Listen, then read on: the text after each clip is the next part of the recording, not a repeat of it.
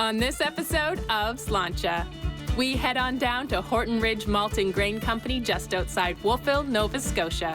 We'll get an inside look at Atlantic Canada's first malt house and discover why this organic farmer decided to try his hand at floor malting and the resulting beer they've developed.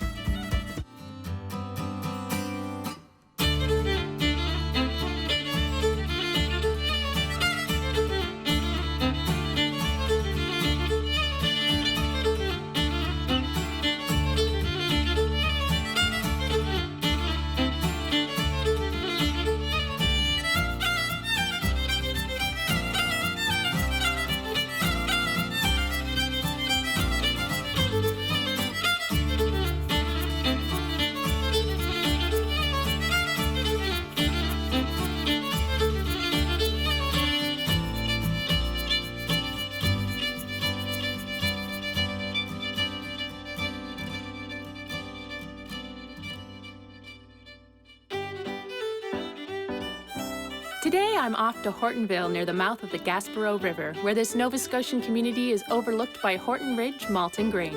At first glance, you might not know that within its walls, this family-owned business is hard at work creating some delightful beers from the grains they grow and malt. To find out how this all got started, I sat down with the owner, Alan. Well, I am the chief instigator and creator of Horton Ridge Malt and Grain. How did that get started for you? Well, I've been farming all my life. I'm the sixth generation of a small family farm, and as years went by and my hair got grayer, I decided I wanted to become a gentleman grain farmer. And you know, in my naivete, I look back as a grain farmer as somebody that would plant some grain in the fall, watch it grow all summer, harvest it, or plant in the spring, harvest in the fall, and in between, you'd sit around and twiddle your thumbs. So that had a great amount of appeal to me. As well, I've been a lifelong organic farmer, and one of the crops I always grew was rye. Rye is a very easy crop to grow, and it's an important part of an organic farm for rotational purposes. However, its usage is somewhat limited. Then I thought, as the craft brewing and distilling industry started to flourish here, it might be a nice fit to grow rye in general and maybe some more grains for the craft brewing industry. But then I realized, after I did a little bit more research, there was this thing called malting, which was a necessary step to turn this grain into something a brewer could use. So some idiot had to open a malt house, and that was me. That was you. Right.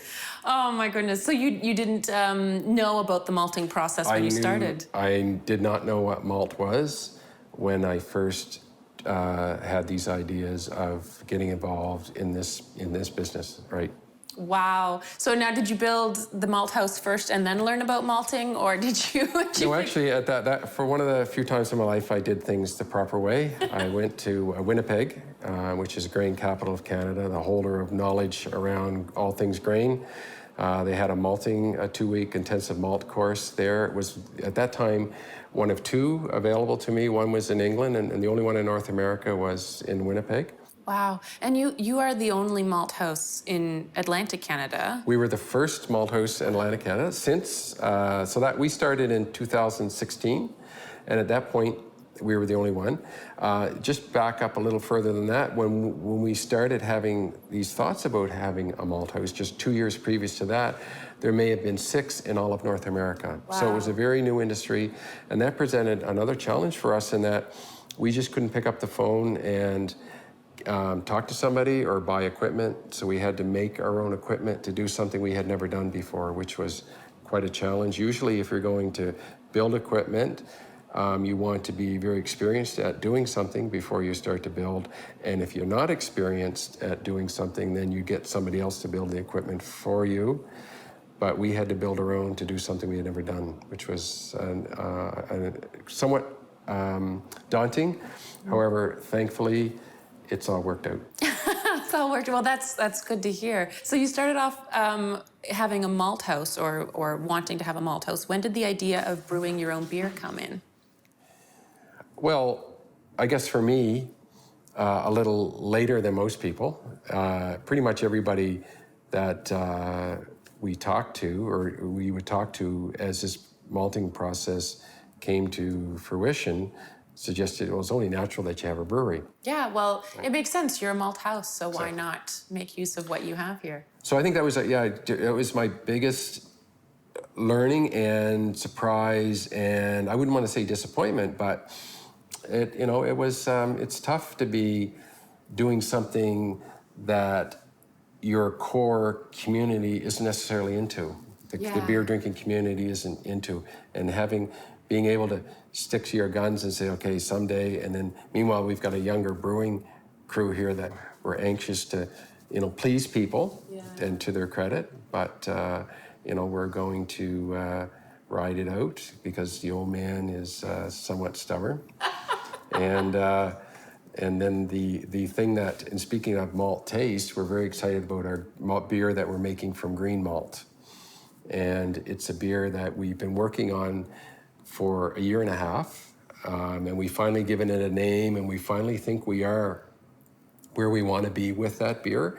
I do have a special place in my heart for malty ales, so I'm very excited to try your guys' beer. To learn more about their business and the malting process, I then had the opportunity to sit down with Alan's son and the company's production manager, Connor. Connor, tell me what it is that you do here at Horton Ridge. What's your role? What does it involve?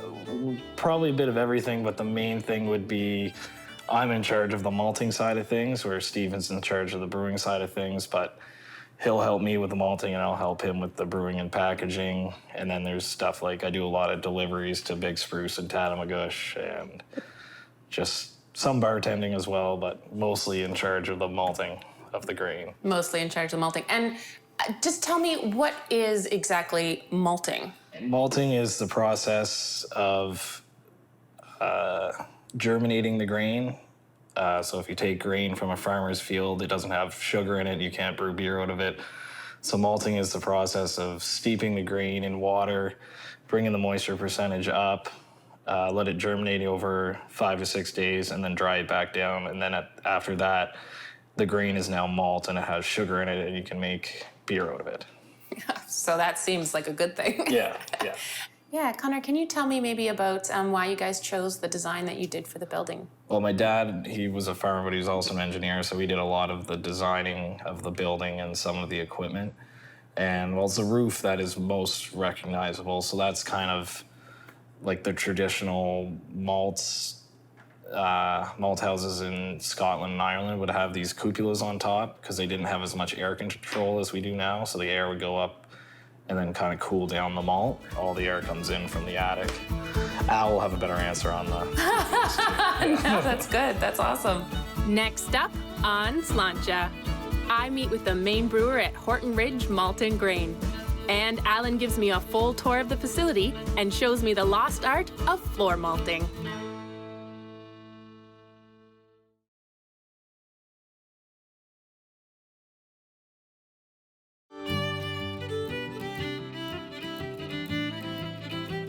Located just outside Wolfville, Nova Scotia, Horton Ridge Malt and Grain was doing things a little differently. From growing their grains organically to floor malting and now brewing, I was excited to learn more about the types of beer they were creating. Steve, tell me a little bit about your role here at Horton Ridge. So I'm the Director of Brewing Operations. So I do everything from brewing, cleaning tanks, packaging, and sales. It's a small family business, so it's me, Connor, and Al. So also do malting, work the tap room, just about everything. Just about everything. And how'd you get involved in that? So started out when it was just a malt house. I was the first one to brew with the Horton Ridge malt. Just started brewing with it, and that evolved to bigger and bigger production, and then coming on as a part-time brewer, and then in April, the full-time brewer, malter, everything. And tell me about brewing. Did you know you always wanted to do that? No, I didn't actually. So I'm originally from the Niagara region, wine country. My family had been making wine, home wine, but thousands of liters at a time, peak production. So really grew up making wine, knew I loved it, and it just kind of through Horton Ridge, I was able to bring my love for beverages to make it my career. What do your parents think about the fact that you've left the wine industry and gone into brewing beer? Oh, they love it. They love beer almost as much as they love wine. So they're happy for me. They were just down and drank a lot of beer while they were here. Oh, good. So Nova Scotia's not your home originally. How do you like it here? I love it here. Yeah? Absolutely love it. I wouldn't want to live anywhere else. I feel the same way. And do you have a favorite beer that you guys brew here? It changes. Right now, or lately, it's been the Malt House. I just love the complexity of it. We compare it to like the whiskey of beers. It's very balanced, very deep, very rich in flavor, very malty, and it's one that you can chug a pint of, or you can sit there and savor it over the course of an hour. I was definitely looking forward to trying their beer, but first it was time for a tour of the malt house, and I joined Alan for an insider's look. So this is really exciting, Alan. I've never actually been in a malting house. Right, very few people have. Yeah, well, there you go. And how many different types of grains do you have down here? Well, we malt 4 grains. By and large, barley is the largest one we malt, but we also do oats, wheat, and rye. Awesome. And are they in these containers? Yeah, we have some I see oats over here. Oh, okay. Oats would be like an oatmeal stout, would have malted oats in it. And these are from PEI. Oh, wow. They're organic oats from Barnyard Organics in Freetown, PEI. That's so, and look how long the grain is. Yeah, oats are very long, difficult to work with. They don't flow. There's something about the shape makes them a little more difficult to flow, which plays a role when we go to use them. But okay. We enjoy working with oats. They really malt very lots of volume, lots of roots. Yeah, they're fun to malt. Nice, nice. And what are some of the other ones you have down here? Wheat. We have some wheat over here. This is also a product of PEI. Oh, okay. This is just a red wheat. So I like a wheat beer. Oh. Yeah, so that's wheat. Now, of course, a wheat beer, although it's called a wheat beer, would only have 25-30% wheat malt in it. All beers would have the barley malt as the base. Oh, okay. So wheat beer is not 100% wheat. It would be like 30 to 40. So that they're all done the same way. They all undergo the same process of soaking, the germination, and the drying. Oh, that's wonderful. So the barley is the most common. Yeah, which is over here. So okay. This is Saskatchewan. This is from Saskatchewan, and Saskatchewan is grain-growing country. Just beautiful. That's organic barley from near Fort Capel, Saskatchewan. That's beautiful. Two-row. Yeah, yeah. And it is beautiful. Yeah. Yeah. So we just hook onto this bag with a forklift. There's a hole in the bottom of the bag, an engineered hole in the bottom of the bag. We pull a ripcord, and it goes up through this conveyor into the steep tank, which is over here. Okay. Yeah, so using this as a deauger into which the grain flows and goes into that steep tank, and that's just simply a thing that holds water. Yeah. And we dump in the grain, and we have the way of draining the water away and keeping the grain in it. So we do this a couple of cycles, and then when it's ready, after like our 2 days and our 45%, we get our little chit. Mm-hmm. We open some gates at the bottom of this tank, and it goes up this conveyor to the malt floor, which is upstairs. Oh, okay. And this is your brew house as well? And also, yes, this is where we do our brewing. Nice. There's some fermenters there and some brewing equipment behind us. This natural germination, sugar creating process that we call malting happens, and everything has happened that we want to happen. We want to basically stop the process and not let it go too far. Mm. And the way we can stop the process is by driving off the moisture, by kilning it, and that's right out here. And that happens out here? Yeah. All right, let's go have a look at that. We're just at the malt floor, and there's where I showed you the grain goes in. We just push it down a hole, and we let gravity do its job, and we just push it down through this chute here. Okay. And it goes into this handmade, made in Port Williams, Nova Scotia malt kiln. Nice. And the malt sits on a perforated deck here. Okay. And when we fill, and again, the batch of malt will fill the malt kiln to about here. And we just drive hot air through it. Wow. Very simple process, and it's all computer controlled. It's about a 36 to 40-hour process. To get a glimpse of the grain before it was ready to kiln, we then made our way upstairs, and Alan showed me the malting floor. Oh, cool. Oh, this is so neat. Yeah, this is our malt floor. This is probably one of the very few malt floors in North America. What's the temperature in here right now? About 55 degrees. We purposely keep the room cold so that, because of malting, we're doing this germination process we were talking about, heat is generated. So if the malt gets too hot, because of that, it'll affect the flavor and the color of the malt. So when it comes up here, it's already sprouted? It's already got, can you see that when you look at it? We can certainly look at that. I can show you here. So again, this is very early days. Oh. Right, but if you see, there's a little bit of white action at the end there. So that's each of those kernels there, and that's called a chit. A chit. So there's a chit there on that one. And actually this one has, you can see a root hair on this guy that I'm just poking up there now. It's got a little... He's got his first root hair coming out. So by the time, 5 days hence, when this is ready, it'll be much more rootier. This germination is just getting underway now. Next up on Slainte.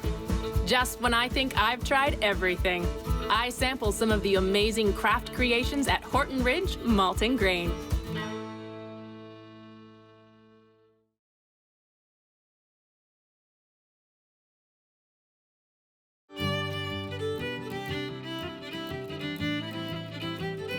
Utilizing their own in-house produced malt, Horton Ridge Malt and Grain was particularly unique. Having now seen the process from grain to malt to beer, I could barely wait to try some of the finished product for myself. So I have to say, I am pretty excited to try these, especially after seeing the whole process of how you malt. I've never seen that before. And this incredibly different and new green malt ale, raked. Raked ale. So it is our green malt beer. We're hoping to make that our flagship product and get as many people in to try it as we can. And what do you think of it?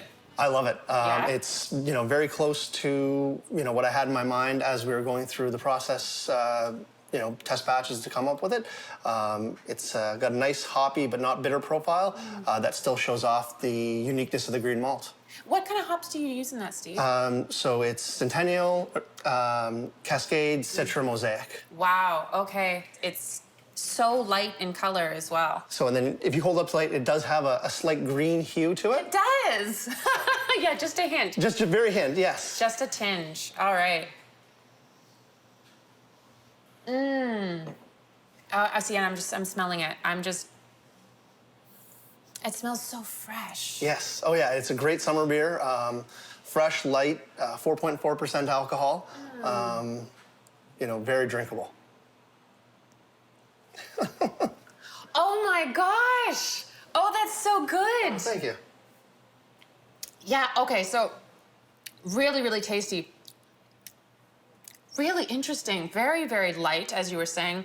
I definitely do get a little bit of what I would expect as like a little tiny hint of hops in there, but that melon, that cucumber, that freshness, that juicy kind of characteristic definitely comes through, and that's mostly from the green barley. Yeah, it's those are like if you went into the malt room and took a handful of the green barley and just ate it, those are the characteristics that you're going to get. Is that freshness, that you get a little bit of the vegetative taste that comes across as that nice like cut grass. Delightful, especially Very on different. a hot summer day. Yes, very different. Light but a lot of flavor. Really nice. Okay, now what's this guy here? Afternoon tea? So it's our wheat beer that we brew with a rooibos.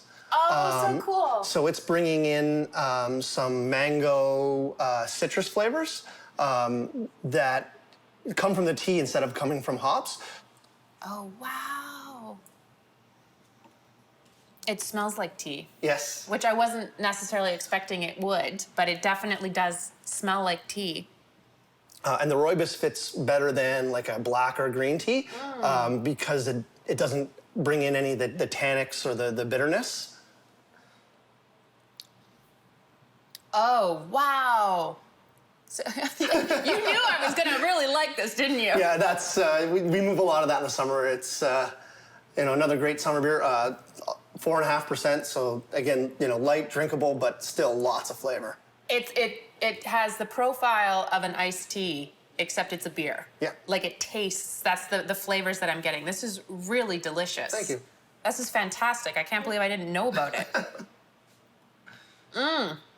I'm a little sad that I've been missing out on it all my life. Well, or the last year, 2 years? 2 years, yeah. We've been, the afternoon tea's been a long time to be missing that. a summer staple for us. So. Yeah, that's fantastic. Oh, awesome.